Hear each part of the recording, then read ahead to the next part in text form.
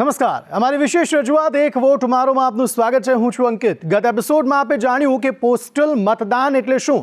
આજે જાણીએ લોકસભા ચૂંટણી સાથે જોડાયેલ એક રસપ્રદ વાતને। આઝાદી પછી યોજાયેલી પહેલી લોકસભા ચૂંટણીથી લઈને અત્યાર સુધી દરેક વખતે પ્રચાર દરમિયાન, મતદાન દરમિયાન અને મતદાન પછી કેટલીક એવી રસપ્રદ ઘટનાઓ બની છે જેને લોકો દાયકાઓ સુધી યાદ રાખે છે। એવી જ એક ઘટના 1984ના લોકસભા ચૂંટણી સાથે જોડાયેલી છે। આ ચૂંટણીમાં ઉતરેલા એક ઉમેદવાર માટે મહિલાઓ બેલેટ પેપર પર તે ઉમેદવાર માટે લિપસ્ટિકના નિશાન છોડતી હતી। તે ઉમેદવાર હતા હાલના મહાનાયક અમિતાભ બચ્ચન।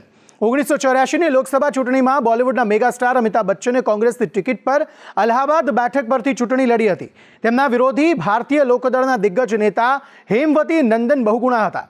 અમિતાભ બચ્ચન જ્યાં પણ ચૂંટણી પ્રચાર માટે ગયા ત્યાં લોકોની ભીડ જામતી હતી।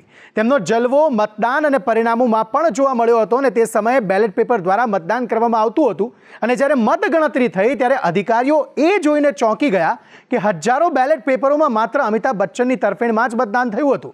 અને એટલું જ નહીં પરંતુ મહિલા મતદારોએ પણ બેલેટ પેપર પર લિપસ્ટિકના નિશાન છોડ્યા હતા। જોકે આવા 4000 જેટલા મતો અમાન્ય જાહેર કરાયા હતા, પણ તેમ છતાં અમિતાભ બચ્ચને તેમના હરીફને 1 લાખથી વધુની લીડથી હરાવ્યા હતા।